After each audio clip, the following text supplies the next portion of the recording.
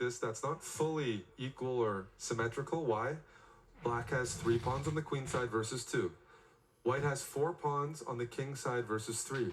Which side will use their majority and gain space with that? It looks right now that you mentioned a plan for black. Bring that king into c6. Maybe then I'll play a6, b5, start pushing you back. Nepo, it's not very easy to push the pawns on the king side with those rooks on the d file. If you play f3, it feels like you're weakening e3, f3, g3, if that's the only other move. So he's playing passive moves. He doesn't feel comfortable going for anything yet. But rook b1, I wonder what that's threatening. I mean, it doesn't have to threaten something. I guess one idea when the king is on b8 is the knight ever moves for black. Knight takes c5 is an idea. Yep. This might be a perfect moment to play king c7. And I actually was looking at the move a3. I really liked the a3 just to never have to deal with knight b4. It didn't feel like black was threatening anything immediately. So I was liking a3, knight c3, and then maybe knight d5 or leave the knight on c3. So we have to deal with knight b4 now. The issue with this a3 move, or I said knight d5 in the future, is if black gets their king on c6 and maybe you find a way to get your knight on d5, black will have this idea of taking on c4. Yeah. And that knight will always be loose. I know this is far off, but it's not the most stable outpost because c4 is weak.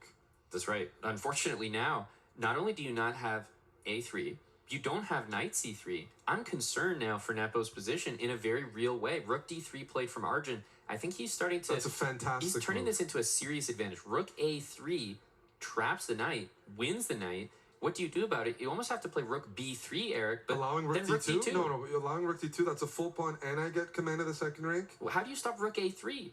You have to play like rook c1 and try to play knight back to c3. So I feel like rook c1 is probably the move, but then rook a3, knight d3. Yeah, rook c1, rook a3, knight c3, knight d3 is winning, I think. I think it's just winning. For Nepo Because even the rook on c1 hangs with check. Do you know what he just did? I think he just pressed arrows on his keyboard. It looks like he went back to see what he played. I could be wrong.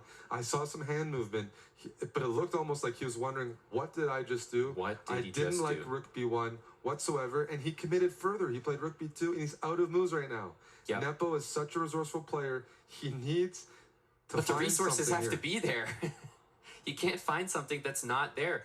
Rook d3 is calm, cool, collected. He's up 2+ minutes on the clock. And Eric, I don't see an answer to rook a3. The only way to keep material is to allow rook d2. You want to sack the exchange sometimes, but it's not even a good exchange because you can't take back on b4. Rook b4, c b4. If you take back, I have rook d2 and I pick off a2 anyways. White's not even getting any sort of material recovery in those lines. Rook a3 is a threat. I think, Amon, you're right. Rook b3 has to be played, but we're staring at a lost position. That's terrible. Nepo's at 2.5 minutes. He just banged the table. It's terrible. No, I'm pretty sure he's using the arrows. I'm looking at his camera. He's thinking, how did I allow this to happen? this with white? This is game 4. I've put my opponent under no pressure, and my knight's about to be trapped. Rook a3, hitting the knight. It has to go to c3. It all comes down. Does knight d3 work? Wow. Knight takes b2, rook takes d8, king c7. No, he just takes it. So if knight c1, he wants to take that. So he's actually won the knight back with rook d2. He's pinned it to the rook on d8. But he's facing, I was going to say rook c2. And Eric, he's just going to lose so many pawns. But, you know, I credit Nepo for finding a variation. It's a variation, but the reason he hesitated going into this is he realizes he can try to pick off some kingside pawns, but he's staring at 3 connected queenside passers. Yeah, it's lost. His king is on f3. It's not even a position that he feels like he can trick his opponent. He didn't play this quickly. This was reluctantly. Yep. I think he'll throw some checks in. Okay, we'll see b5, I assume, from... You could potentially... You could just keep pushing. Arjun has a couple of minutes. He's looking for more. And it's not even close in terms of a race. Even though he grabbed 1 pawn on f5 there, look at the white pawns, e3, f2. They are not even close to making a threat. So you just push the pawn to c2 and push the other pawn to Yeah. b3, right? I think so. Look at Nepo's body language. He knows resignation is coming. He knows it's lost. Arjun just needs to find a move, and there's many winning moves here. He has 4 minutes to find it, Eric. He's managed the clock perfectly. It's been just a brilliant game. He's chosen this. This looks like it'll be enough. Pawn goes to b5. The pawn's going to push down the board. Push and push. Yeah, you can't even play rook b5 to win it because you have to watch the c1 square. The c pawn will become a queen. This is it, Eric. The rook is coming to a1.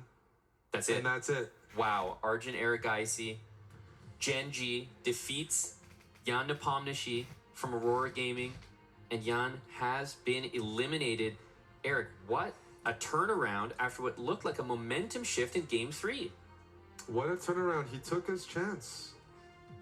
Truly, truly impressive. A deserved winner. And actually, you know, our first winner here in the quarterfinals. Eric, he moves on to the semifinals with an incredible performance. Honestly, you know, out of those 4 games, he played better in the large majority of them. He kind of had that blip in Game 3.